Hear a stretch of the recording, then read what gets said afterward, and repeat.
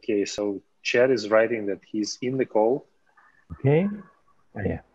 Okay. Hey, Thomas. Nice to see you. Hello, Italy. Nice. Still waiting for Chad.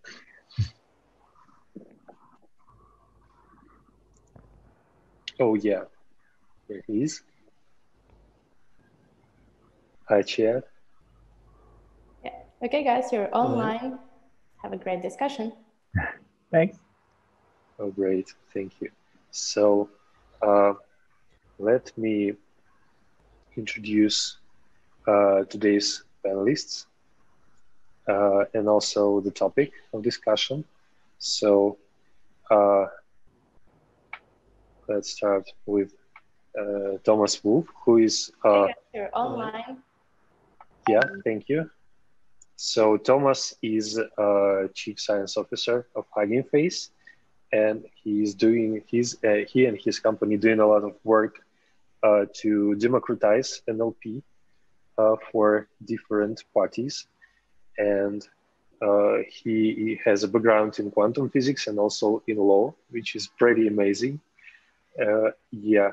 So other expert is Vitaly Radchenko, who is a data scientist in USCAN, and he has an interest in NLP, and he has a lot of projects done in USCAN, which is a company that indexes the social media and provides some insights to businesses.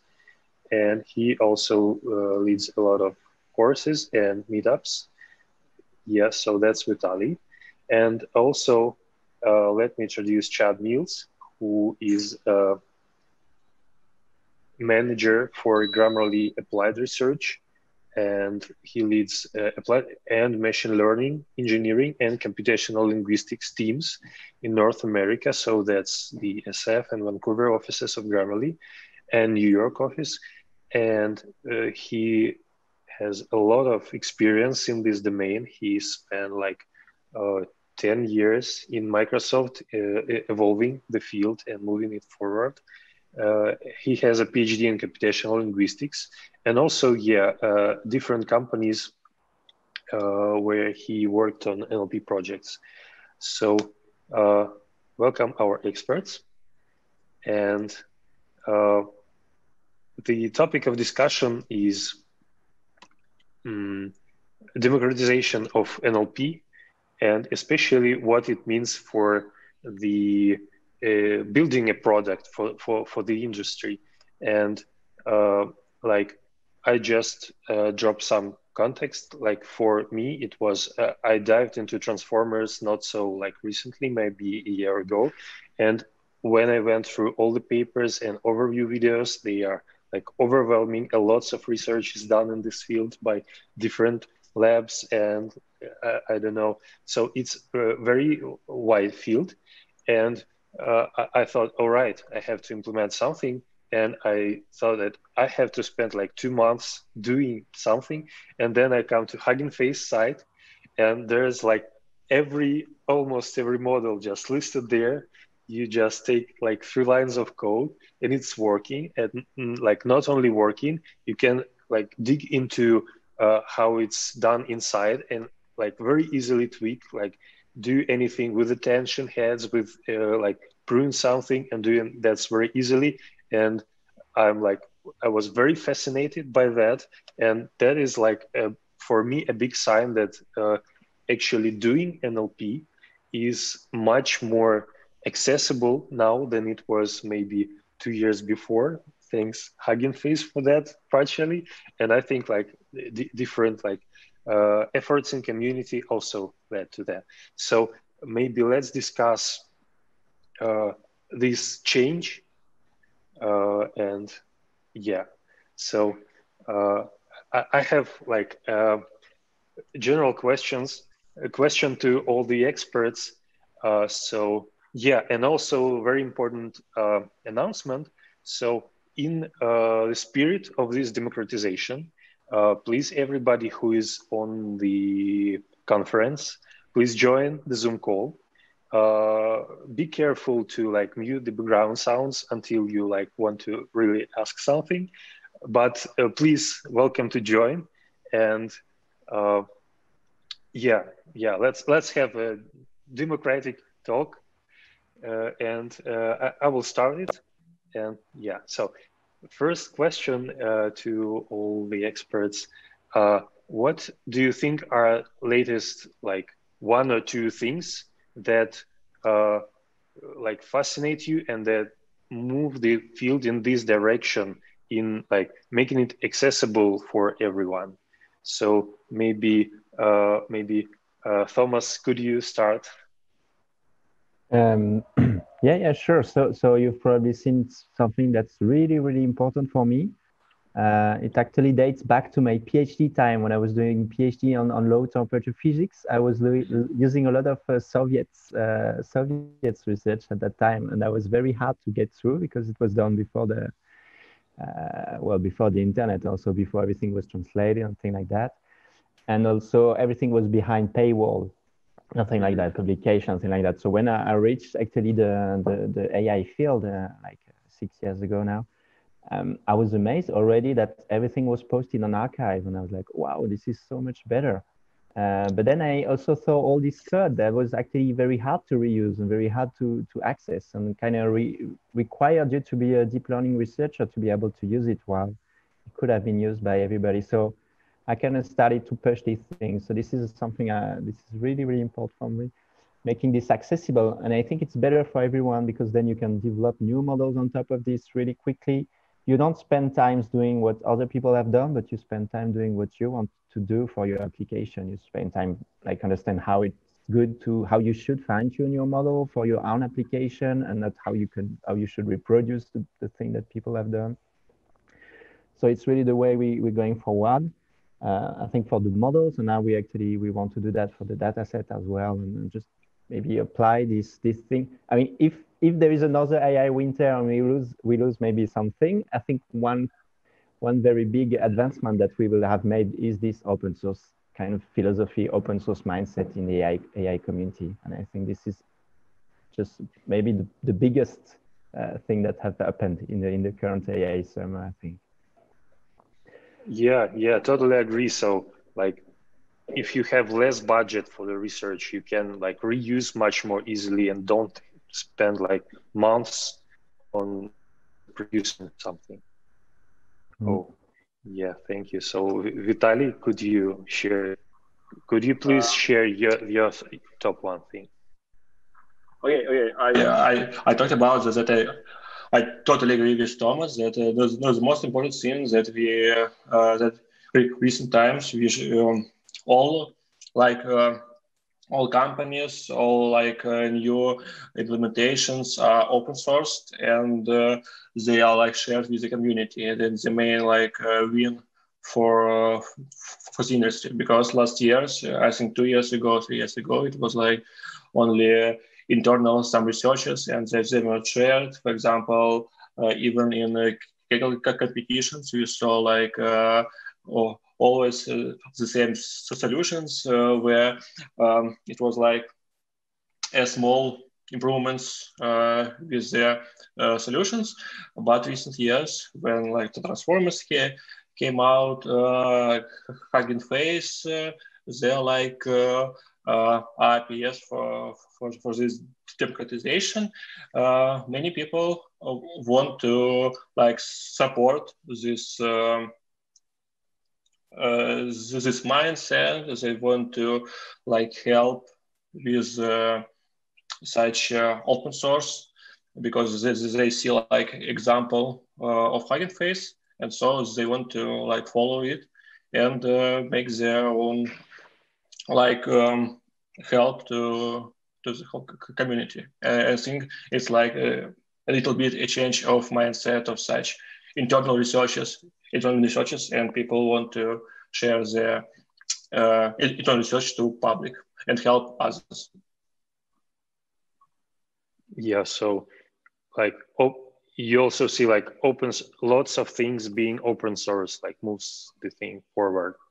Yeah, even on my own example, we always try to think about sharing our knowledge. Maybe we will talk on conference about it, or just share our results, share models, share some experience. I don't know, maybe some technical articles on our company blog or on some other like platform. But it's very nice when we can share knowledge and maybe use the best solutions and don't repeat the same like obstacles to tackle with the same obstacles when other have done before us, so we can be more like efficient in our researches or even applying some things in our product. Thank you. Chad, would you highlight some like top 1 or 2 things in this topic? Sure. So first, I definitely agree with kind of the community aspects of this and tooling, like all the way up the stack from AWS, making it easier to like scale things to, you know, the standardization around PyTorch to kind of Hugging Face, making it super easy. So I definitely love the like that whole side of things, but maybe to focus on something a little bit different. I think something that's been really interesting to me is this whole kind of like subfield of Bertology.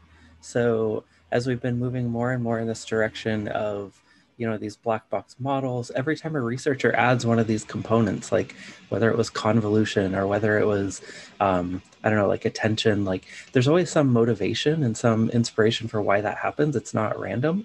But as these things get more and more complex, it's just really hard to understand what's actually going on.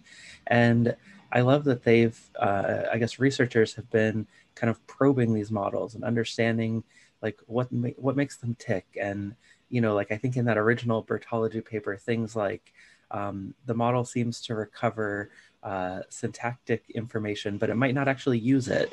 And there's some semantic information that it's figuring out. But again, it might not actually be using that. Like that might be an artifact, and just kind of teasing out the causality and the areas where these models struggle, like, for example, negation and scope type stuff. So I love that we're starting to kind of peel back the black box, and I don't think that likely ever would have happened unless it had kind of spread to the point where these technologies were so widely used, and, you know, you could have a large enough community that you could invest time in just kind of digging deeper and understanding them. So that's one of my favorite developments, because I think that'll really help us move forward, kind of even beyond this current wave.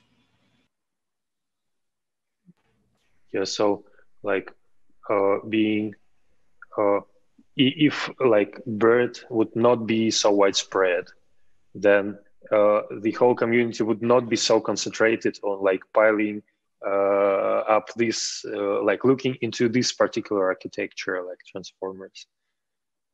So it somehow happened like by itself. So like everybody started focusing on that and stopped doing LSTMs. Maybe somebody has like real strong opinion. Why did it happen? Why did we stop using LSTM, you mean? Yeah, so why is BERT become like so ubiquitous? Yeah, I think that's I think it's also good maybe not to over focus on transformer. Maybe there is too much of a focus right now, but yeah, I mean, maybe there was also too much of a focus on LSTM. There was definitely some research on LSTM that was really overfitting on the architecture itself and trying to understand some stuff that was just artifact. But there've been people training large scale LSTM, but it was just much more harder, basically. There was this, I think that like the sentiment neuron, you know, the first large scale Allegrat for the training on Amazon Review was probably the largest. There was also the billion word language model. Yeah, that was from Google. But yeah, but basically, transformers seems to work better for a few things, and that are kind of important apparently. There is not enough, I think, paper comparing LSTM and transformers architecture and trying to understand what are the different inductive bias. There's one I like to cite from Amsterdam University from UK who investigate how they both behave when you look at compositionality, when you look at how the model kind of tease the like mix these words together to build a sentence to bind the meaning, sorry, inside the sentences. And they kind of show that transformers perform better on a few metrics. But there's also results that show that Lstm are better for simple text classification. ULM fit is a very strong baseline for just text classification. So I think we still don't really understand what are the exact inductive bias of the one and the other. And sometimes it's a little bit of a ideology battle. I think like people have been working on Lstm for so long, so they are like, no, I don't want to touch transformer. I think the Lstm are better. And the other, like people who like new stuff are like, no, transformer are better. I don't want to touch Lstm. So yeah, maybe in the future we can have like a more peaceful research on this and just say, okay, these are just two architectures. There is no specific ideology behind them. Just let's try to compare them together. But at the moment, yeah, transformers are clearly the most widely used architecture for large-scale training. So we kind of became against our will, like advocate for transformer. Well, I don't really feel so strongly about this architecture. I like them, but yeah. One thing I like is that they're very simple to write and they're also very simple to explain. When you write the math, it's actually just a lot simpler to write than Lstm. So they are simpler to teach when you do teaching. Yeah. But you probably have better ideas. You've like Chad and Vitaly, you've been there longer than me. So I guess you know more of the background is. I would like to add to Thomas, yes, about like compared Lstm transformer.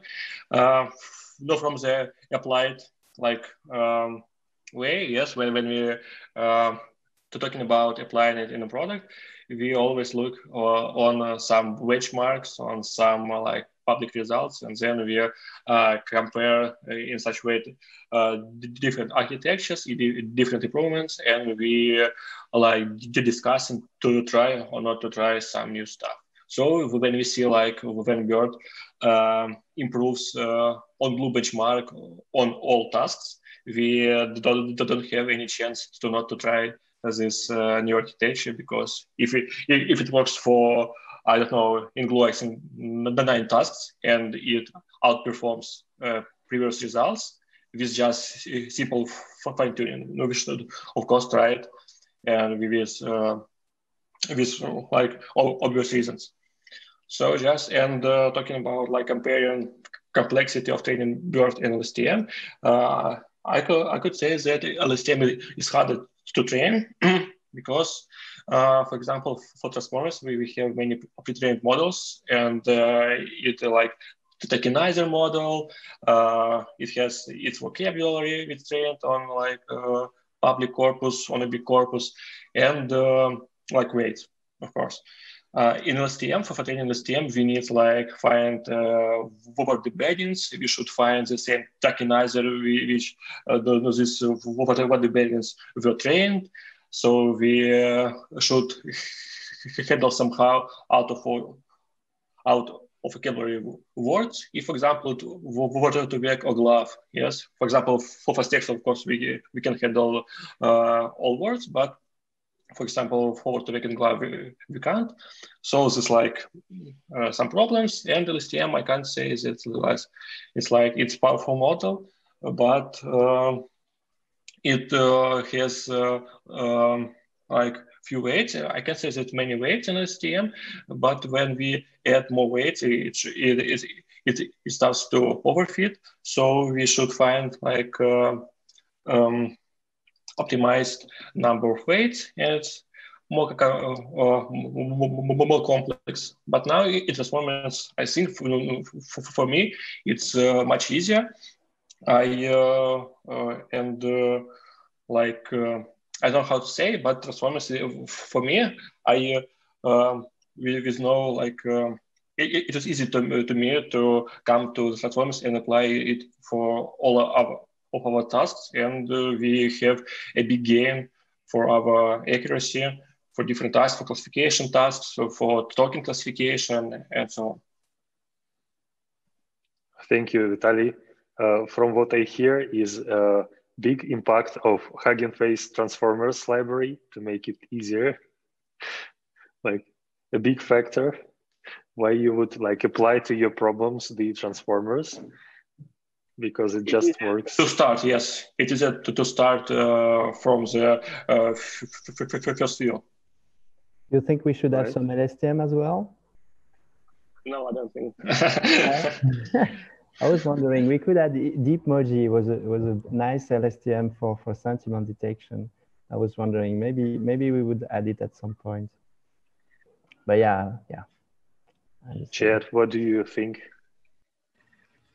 I mean, I think I've worked at different companies that have different, portfolios of models and algorithms they use. And I'll say that, like, I love transformers. They're amazing. There's also, a time for like logistic regression. There's a time for fast text. There's like, depending on the scale of data you have and how, document classification, for example, with a fixed text window can be a challenge. So there's just like lots of different reasons to try these different approaches. And certainly transformers are, just like dominating all of the benchmarks in a lot of the top tasks. But yeah, I would say, like, I don't know, at least my personal use of this technology and kind of what I've observed has often been a trade-off between like simplicity and complexity. And certainly the tools are making things like transformers much easier than ever. And there's still the trade-offs between like performance and scalability and that sort of thing, as well as some of these like more model-specific trade-offs between like, are you classifying many different categories, or are you at like a sentence level where a fixed window is no problem? And there are all these constraints for every modeling approach you take. So I definitely think you need a portfolio, and I'm really excited about transformers, like obviously the impact they're having. LSTMs are great too, and there's a place for them. So yeah, I wouldn't exclude a particular approach. I think we can include all of them. Thank you. All right, so like now for something completely different. So I have like a question. Maybe it relates to every expert here. So I will start with Thomas. So question,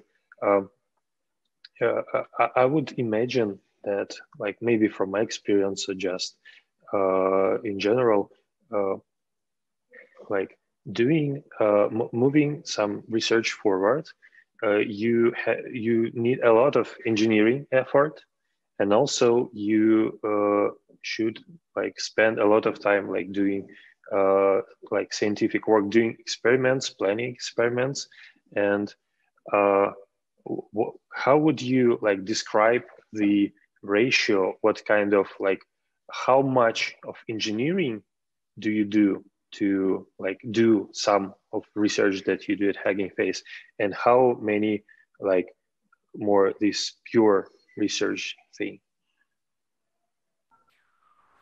Yeah, so I think at Hugging Face, so Hugging Face is about 20 people right now, so it's quite a small team, I think. So there is a culture of doing the stuff yourself, basically. I think most of the library we do, they are coded by just a few people.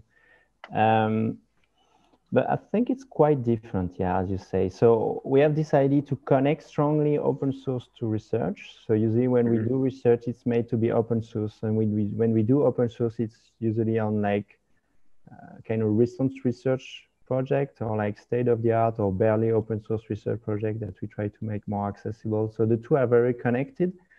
But the people who do pure research in our team, there's like maybe 4 people that are mostly led now by Sasha Rush, who is a professor at Cornell Tech as well, at Hugging Face. They do some engineering, but not so much. I think they use usually standard tool like PyTorch is pretty much a nice toolbox for another thing. They do, some of them works, the one who works on like sparsity, for instance, they do very strong engineering because sparsity is very hard to make efficient on GPU, basically just not efficient at the moment. So we also plan to open source probably one more library on this that would make sparsity more efficient on GPU for the usual PyTorch TensorFlow kind of thing. Oh, nice. Mostly for PyTorch, because I think TensorFlow you can already do pretty cool stuff. So these people work a lot on strong engineering, but the other one who work, for instance, on more like Bertology paper, that's something we find very interesting as well. They use standard tools, so they usually don't dive a lot in engineering. But on the other hand of the spectrum, when you open source this and you want it to be efficient and you want kind of to look forward at the research how to like remove the burden of some of the burden from the researcher about this. I'm thinking about, for instance, very large data sets, or this is something I've been working a lot recently. How can you like train your model on 10, 20 gigabytes of text without all the pain points that are there right now? There's a lot of pain points, I think, and it could be a lot more easier. So here it's mostly an engineering thing, but here we're more doing stuff like the people who develop PyTorch TensorFlow. We try to enable like future stuff. I mean, before PyTorch, you could already write, your backward propagation thing in NumPy. That's definitely possible. That's something you can do, and people have been doing that. Or you could write your own CUDA kernel, as it was done in the beginning. But just by making a strong engineering effort, you can make this kind of very easy to do, and then people start to concentrate on other stuff, and that's when the research becomes interesting again, right? Yeah. So this for us is usually, it's such an effort in terms of engineering that it's hard to do research at the same time, I think. Like in the beginning of neural network, like the two were tied. If you wanted to try to train a large neural net, you had to develop your own CUDA kernel for backpropagation. So you had to do both. But now we have so many tools already there that you can do a lot of research without having to dive too much in the engineering, I think. So in our team, mostly the researchers don't dive too much in engineering. Yeah, it's pretty separate. So if you would just abstractly quantify the amount of research and engineering that you do as a company, what that proportion would be? We are very uncommon company, I think. So I don't know how much you can generalize that. For you, right? Oh, for me, yeah, for me it's usually big chunk. So right now I do a lot of open source. I do it's usually half, I would say, but I'd usually do 4 more of science and then 4 more of open source. I'm bad at multitasking, so I try to avoid that. So yeah, I spend. So right now it's a lot about open sourcing at the moment. And for the Hugging Face as a company? I would say maybe 1/3 is doing science, and then 2/3 are doing more engineering, open source, and everything that goes around this. And maybe a follow-up question: do people differ that do this 1/3 of engineering and 2/3 of research? From what I hear, the culture is so that you do everything by yourself. If you need some engineering, you do that, and then you do some research based on that. Or are these profiles different? Oh yeah, so the fact that we are very small means that everybody is super autonomous in the company. So the people mostly do what they want to do. So they're usually in charge of a huge part of the thing, and they do basically what they want. So when they want to do some science, they do a science project. They say, okay, I want to do this science project. I'll do that. And then often after a science project, people are a little bit tired. Science is kind of tough, I think. Often it doesn't work, so it's painful. And then they want to do something that is more maybe rewarding, and open sourcing something is quite rewarding. I think the community is happy. So people move from one to the other, and we have these people in charge of big things. So for instance, Victor San is in charge of all the pruning efficiency, but that's his own field. He wanted to start working on that, and he's done really awesome work on that. Patrick is very fascinated by sparse model reformer and long-former. So right now he's working a lot on that. Yeah, so it's very, very free. and we usually decide on whether we want to work on a project together. We talk and we're like, okay, the only metrics for us is how impactful it can be for the community. If something is not impactful enough, we just say, okay, maybe it's not worth spending time on it, but if something looks important for the community, then we say, okay, let's go, let's do something on that. Fascinating. Yeah, so let's hear more examples from other companies. Vitaly, could you share like your setting? Like, let's focus on only the ML part of. I know you have like various data pipelines and like infrastructure part, but if we say like about really bringing ML features to production, so like only this part.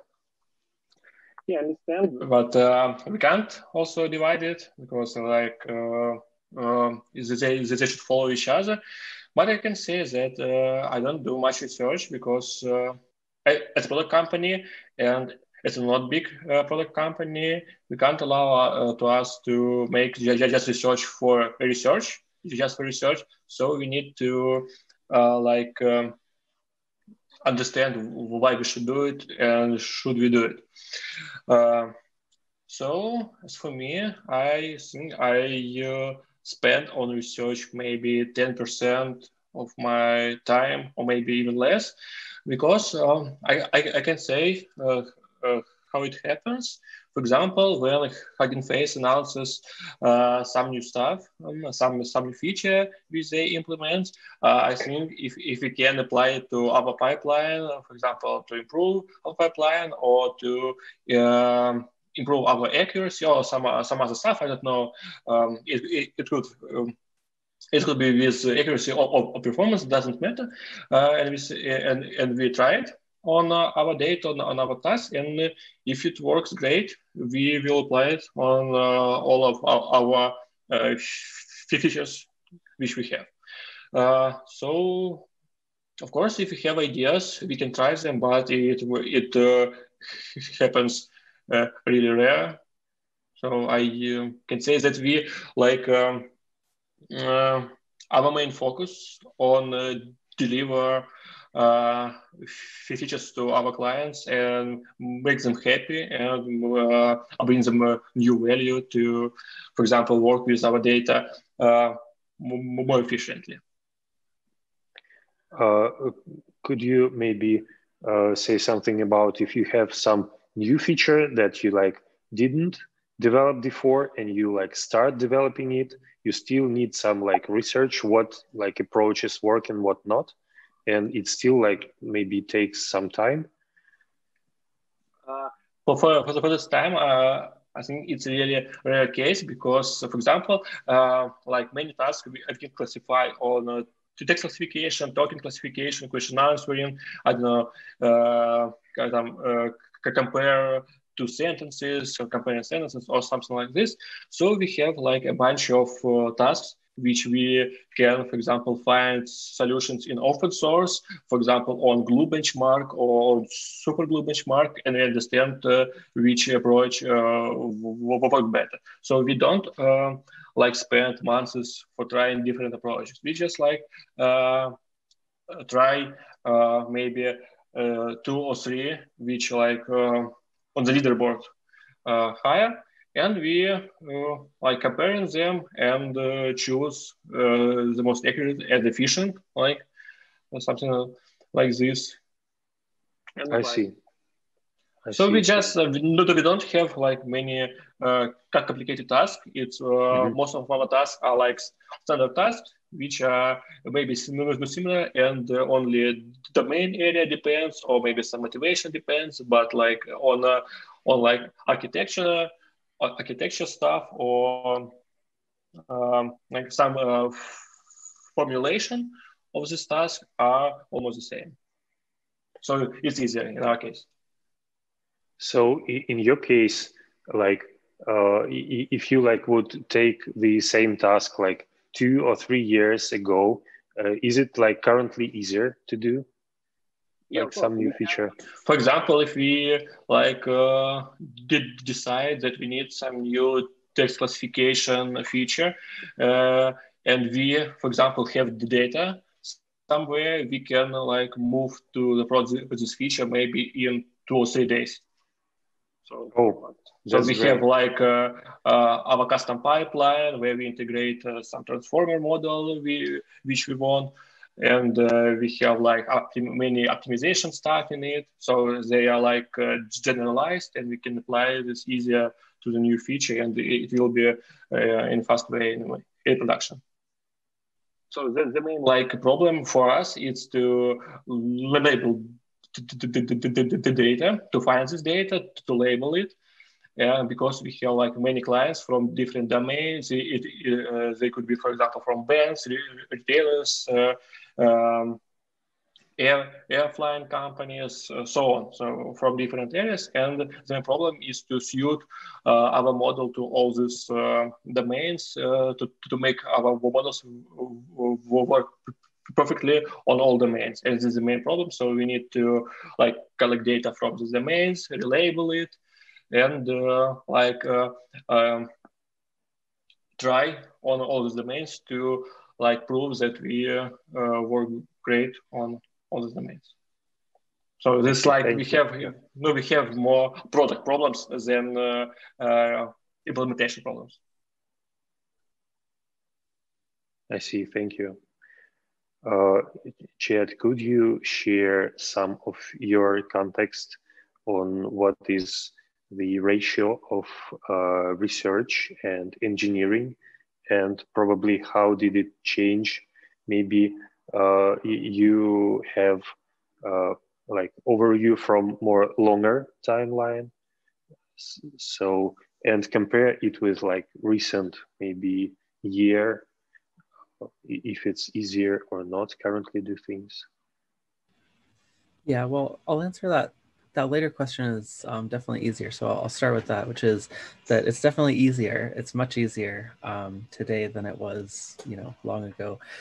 Maybe I can paint the picture of kind of some of my experience here. So I started out maybe about 15 years ago, IC, beginning of my career, and kind of in that sort of time period, I think it was mostly only the really big tech companies that were in this space. I mean, not just NLP, I mean like machine learning, this whole field that we're in, conceived a little more broadly. And, you might have a research lab like Microsoft Research, or, Google hired a bunch of researchers that were, I think, a little more hands-on with the product. But I actually started at Microsoft at this company, or on this team that was formed by Microsoft Research, and they were trying to figure out how to productize it and like make it real. And we didn't really have people with these titles at the time, like that didn't exist. And kind of that's around the time that, I mean, I don't know, maybe like 4 or 5 years in the future, like data science became like a big thing. And so I think it was maybe the early wave of that. And as our team grew over time, the way we had to hire people with this skill set was, it was really, if we hired people that had like machine learning PhDs, that could work, but they tended to be purely academic and like not as into the, kind of challenges of actually productizing and scaling. We ended up actually having the most success hiring people from a bunch of different fields. So like Thomas, I was interested in your background. I've worked with like PhDs in physics, PhDs in psychology, like more on the experimental side, economics, like just, it's almost like kind of at the beginning of the computing industry, what you read about. I mean, I wasn't there, but where it's just like people who are smart, who kind of like understand reading literature and have this real desire, like oftentimes they've like picked up the CS type skills along the way. And I think at that time it was more like generalists. Like you really needed people who could understand the literature and the performance constraints and the whole field of like data science that emerged. I think it was a very general one. So I mean, I think if you look at Microsoft or Uber today, they both conceive of data science in this really broad sense where you have generalists. And then companies like Facebook, Google, Amazon, they tend to really specialize. And not only do they have this distinction between researchers and engineers or machine learning engineers, they'll also have like researchers that work on platformy things, researchers that are more academic oriented, researchers that are like embedded with a product team, researchers that incubate some new project at the company.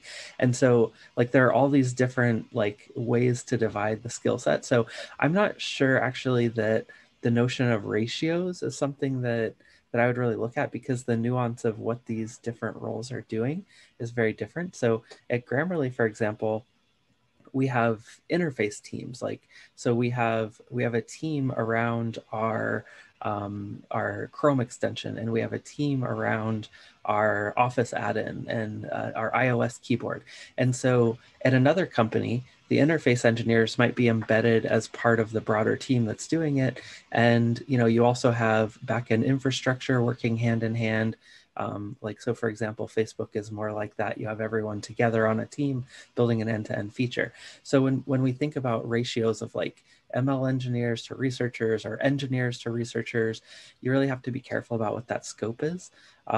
Just to give like a more concrete number, I think at Grammarly, it's probably something like, I don't know, maybe 1-to-1 overall in terms of like research and ML engineering specifically. Like broader engineering is much more than that, including like interface and all that stuff. But even if you look at our Kyiv versus our US offices, it's very different. So in Kyiv, I think the researchers tend to be more engineering oriented, and there's more of them relative to ML engineers. And in the US, the researchers tend to be a little bit more academic, and we have more engineers relative to researchers. So I think it's really hard to like suss out like what's the right ratio. I think the simple version of this is that everyone divides the space of skill sets differently. And you can even have some companies where there's someone who's amazing in this area, but their skill set isn't quite aligned to the way that the roles break down. And that can be really unfortunate. But I guess like as you're building a system, you kind of organically evolve the needs of your team, the skill sets you find, and, you know, hopefully you don't find yourself backed into a corner where you have to make like some big change in the skill sets. But I think these things organically evolve based on the maturity of the product, the maturity of your infrastructure, the types of problems you're solving. And I don't think there's like a general blanket right answer for this. Thank you. That was a very broad answer. And do you think, so you said that it become easier to do things. And do you think like requirements for those roles changed? Yeah, dramatically. So maybe just to the first time I was hiring, for example, it took about 18 months to find someone to like, Microsoft formed a team around 2 of us that just like happened to have the skill set. Like I was on an internship, this other guy was like a contractor actually initially, and they like formed a data team around us. And it took us 18 months to hire someone, and we didn't know how to find them. And I think we sped it up to maybe like 6 months after a couple years like of this. And then, you know, now it's gotten to the point where there are people with like undergraduate degrees in something very relevant, or they've like published papers in the research community. It's not as specialized. And so that's broadened the skill set. And, you know, as the community gets bigger, that also fosters the ability for, you know, companies like Hugging Face, where, you know, now there's so many people doing this that you can actually make a living based off of tools. You don't need everything to be custom built for a given implementation at one of the biggest tech companies in the world. Now everyone can, you know, just use some reusable AWS infrastructure and, you know, some specialized tools on top of that. And, or you know, like there are other clouds out there, but you know, like the tooling, the experience, the way that it's taught in schools, like you can get master's degrees that are focused on like computational linguistics or data science. So like if you want to specialize more, you don't have to go to a PhD anymore. Yeah, so I would just say that I think certainly in the spirit of talking about democratizing these things, I think the ease with which things are done has made it so that you don't need as much experience. You also don't need people that are like these unicorns that are like, you have to wait 18 months for them to come along, just because there are so many things they have to know. They have to know about experimentation, statistics, they have to know about machine learning, they have to know about like computer science and architecture and scaling systems. And like, you don't have to find these people anywhere. Now there's enough knowledge that's widely enough distributed that you can take experts, and there are like ways that you can get them to work together effectively. Oh, that's I think that's dramatic, like 18 months, and what we currently have. I have a next question to Thomas. So we are talking a lot about transformers and a Hugging Face, and I have this. I did like very small research on like the company, what it does. So I installed the chatbot that like talking egg, and also there is a talking dog. Talking egg didn't work on my phone, but Hugging Face chatbot did work, and I like chatted a bit with it.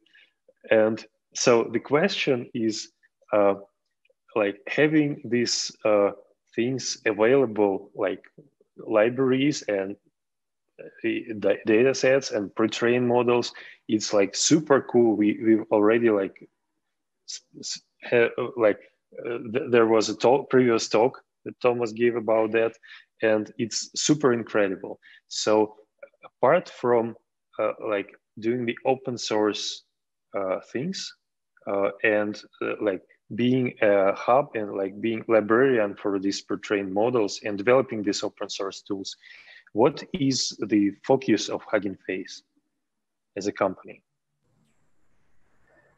Yeah, okay, that's a good question.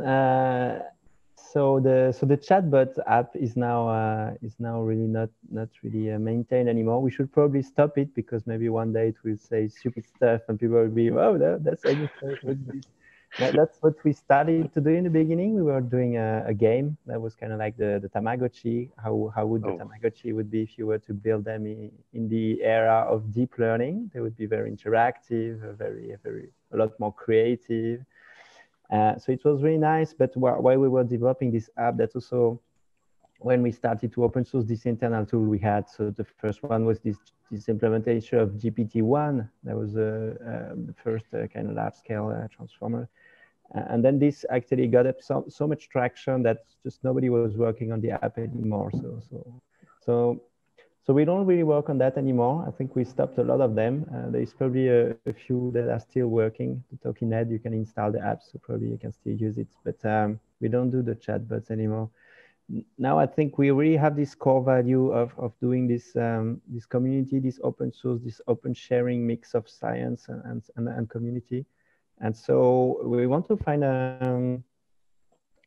we want to find a business model that fits with this.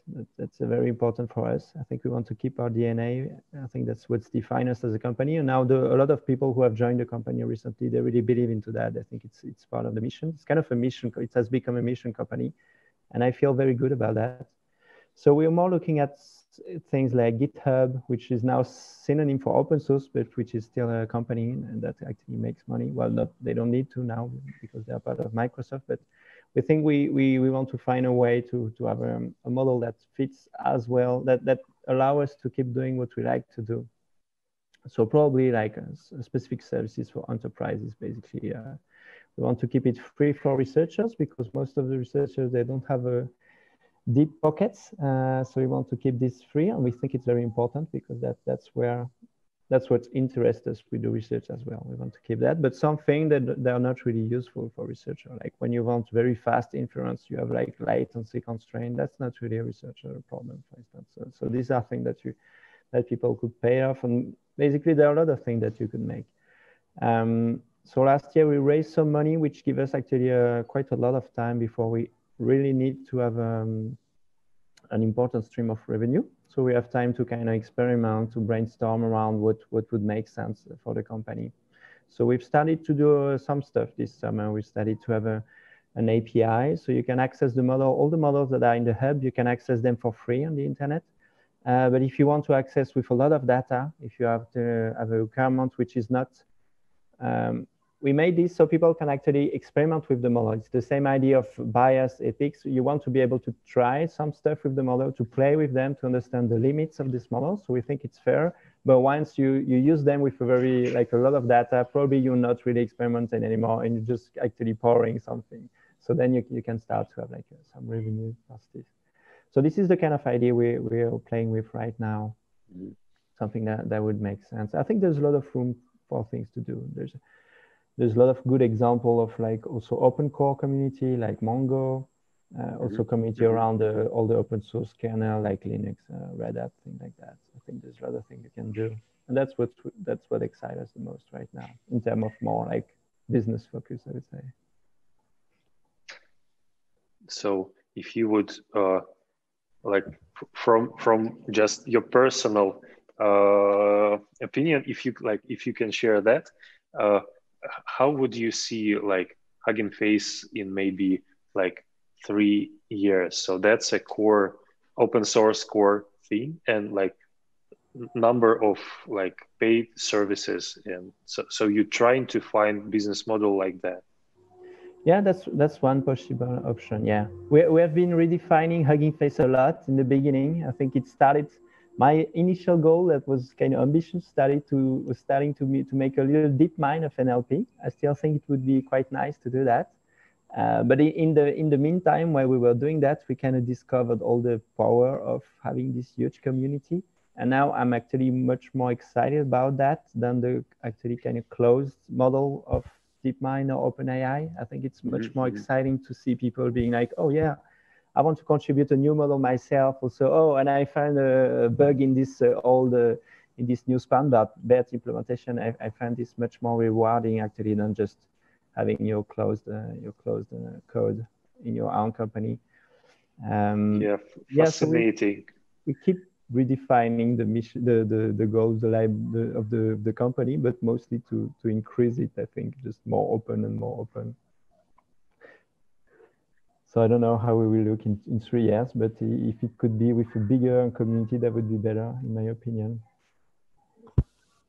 Did you think about something like paid API access, something like GPT-3, I think will become? Just random question. Yeah, GPT-3. I mean, a lot of people are talking about it. I haven't really read the paper yet, I must say. This is not super exciting to me, mostly because it's against a lot of things I'm for. I think it's a model that's just no normal people can run on his own computer. It's a model that you cannot investigate. It's a model that you cannot access. So it's really outside of my current target. But I still think it's interesting. If there was some people are trying to train an open GPT-3, and we would be happy to welcome it in the library. But yeah, this kind of paid API, if there was also a public way to access GPT-3 and to really try to understand what's happening inside, try to do some Bertology on GPT-3, that would be exciting. I would like to see that. And if we could do that, I would be really happy for us to do that. And then if people want to use it, then yeah, a paid API makes sense, I think. But the paid API only is very frustrating, I think. I see. My opinion. All right. So let me see if we have some questions from the auditorium. Oh. So all the people who have joined, please feel free to, if you're shy, to raise a hand, and I will ask you directly, or just jump in and try to talk something, and we will hear you. Yeah. So having said that, I have one concluding question. Maybe we can discuss that a bit here. So what things are still not there for NLP to really be much more accessible to everyone? So maybe the last question was to Thomas. Maybe Vitaly, could you go on this one? I don't know what to say. I think it's everyone could do some stuff with NLP now, because we need just a GPU and to install Hugging Face from Pipe.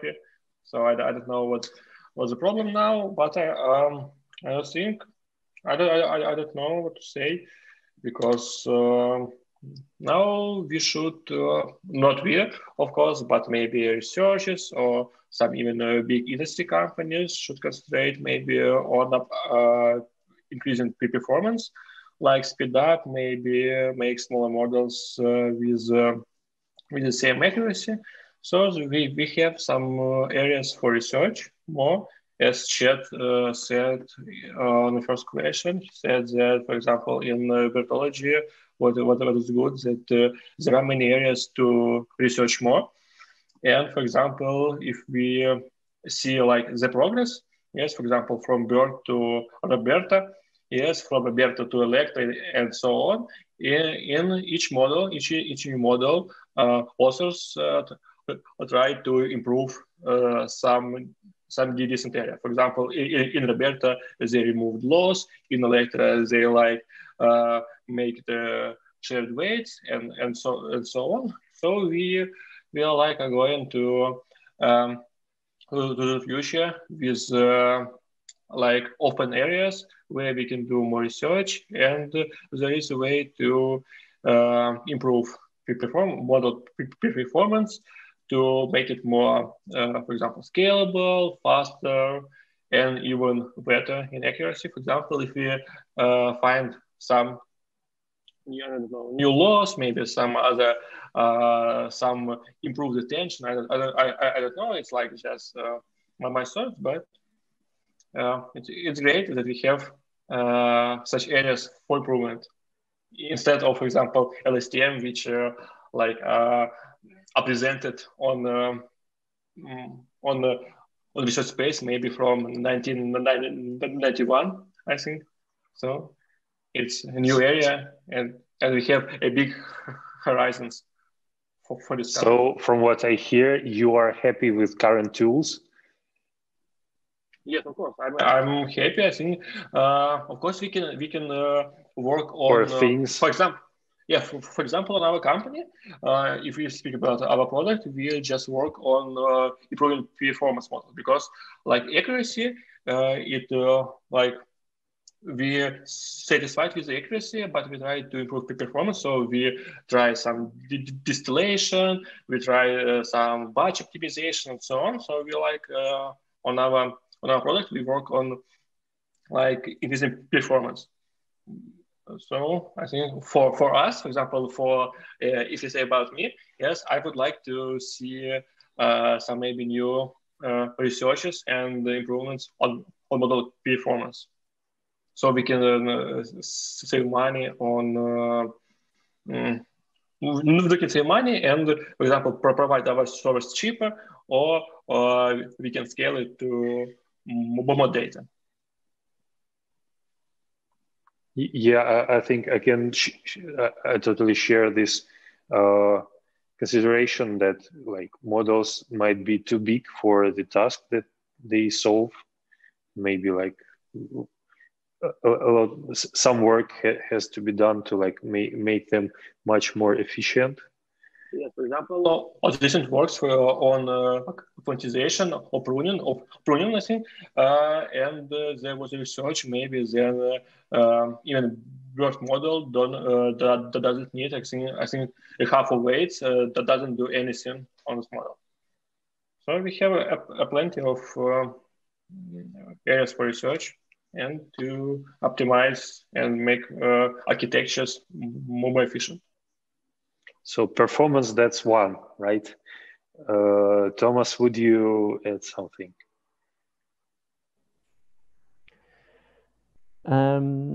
Yeah, performance is very important. I agree. Yeah. For one, what I'm interested right now is to try to connect more the models to their training data set. When your model is failing, or when your model does a bad prediction, or a gender bias prediction, or something you would like to change, it would be very nice to be able to actually connect that with the training data points that actually made the model doing this badly. There are other things on the training data set, obviously, but this is already a huge factor. And so that's something we would like to push to make this connection, to not just ship the model as an artifact, but to be able to kind of understand the model as a training process. And I think this will be helpful for researcher to understand how to make this model better, but also for practitioner to be able to do some interpretability and like giving reason for the model decision. So yeah, that's something we're working on. I think it's missing. I think there's just no way to do that right now in a way that is, well, that's just one data point. There are many things we're working on, but that's something I haven't talked about. I think that's something. And by connecting, you mean like having some understanding of like training distribution and the model distribution and like having some insights, or you mean something different?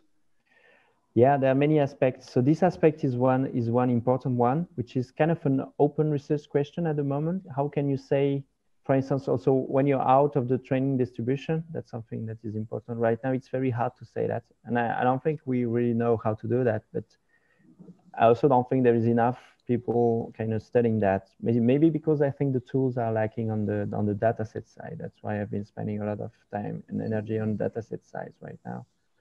Trying to make and how would you imagine that dataset tool that you are talking about? What it would provide? It should provide like very fast and simple access to the training data points that you want to look for. Yeah, so this is like a way to basically, you can do right now some stuff if you like, build an index with Elasticsearch on top of a training data set, but that's something that you really have to homemade yourself, and it's kind of really hard to do, and it's still kind of a research project. I think this could be streamlined in a standard tool that people could use to understand the model decision better. Still quite blurry because that's definitely something that is also a current active research direction. I think interpretability, nobody really know how to do it right now, right? Some people have been studying attention. I think there is also people say, okay, but not everything is there, or maybe it's also not just a cause of the behavior of the model, but just like a byproduct or like a side effect. So it's still very open, but I think this is very important at the same time for research and for people who use this model to be able to understand when and why they fail. It's very important to me.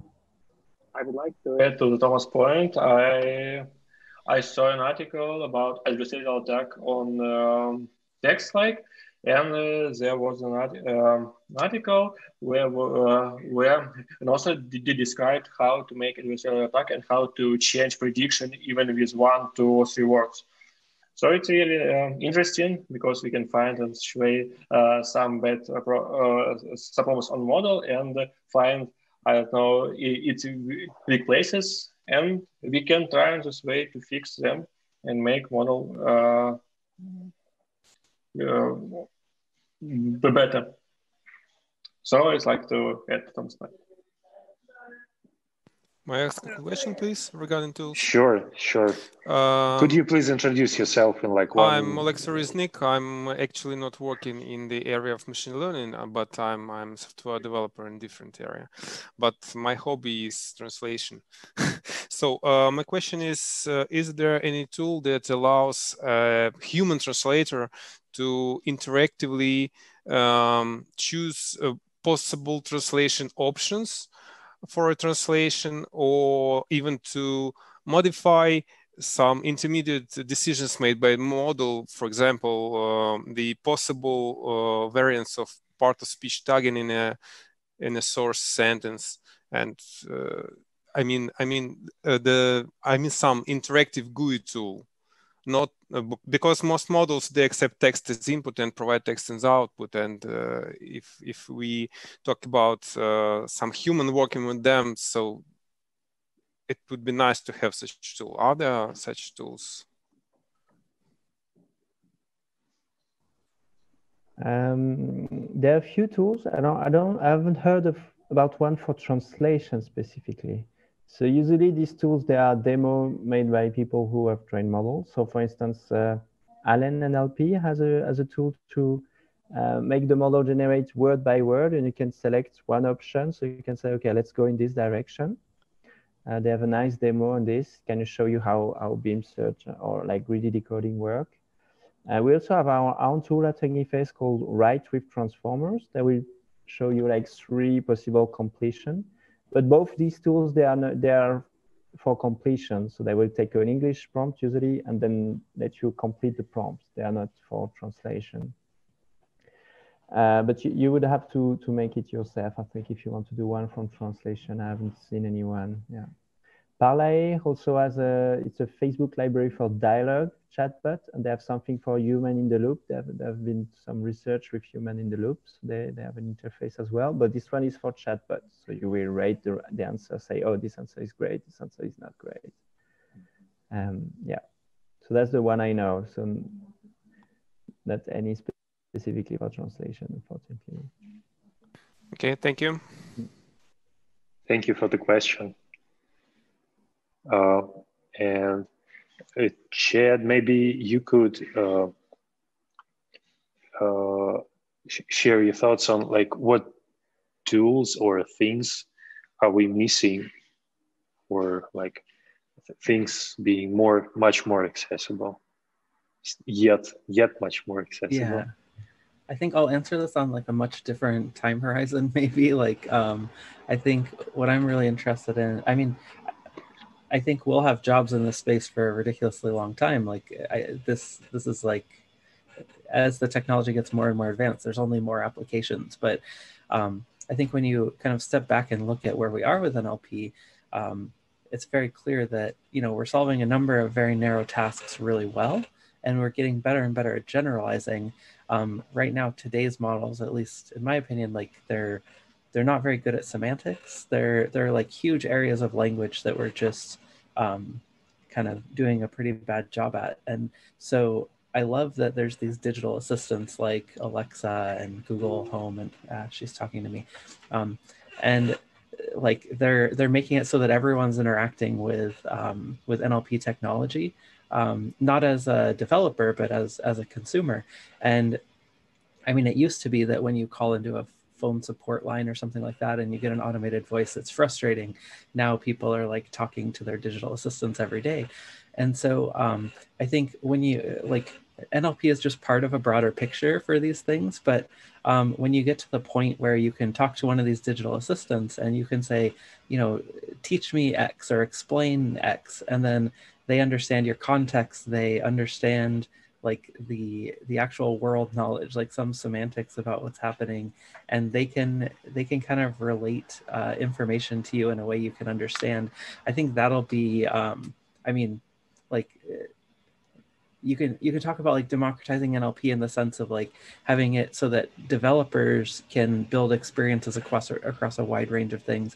But I think today there's still a lot of experiences using NLP that are just not accessible. And I think when we get to the point where, you know, machines appear smarter and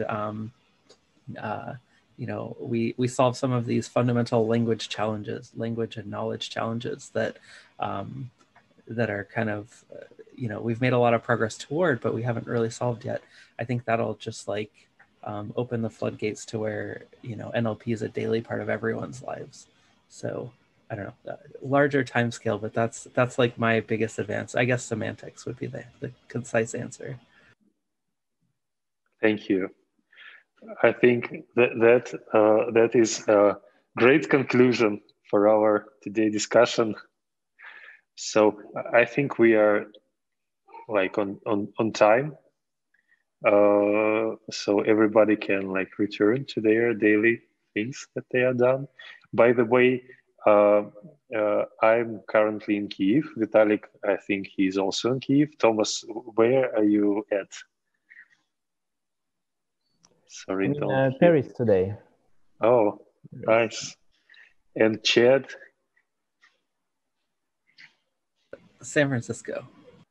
Oh, nice. So thank you very much once again, all the experts and all the viewers and all who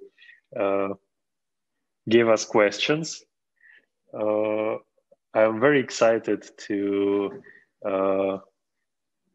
like make this thing today. So thank you once again. and good day, good night. Yeah, thank you all. Thank you for the great discussion, guys. Thank you for joining us. Enjoy your day, evening, depends on your time zone. Yeah. Have a nice evening.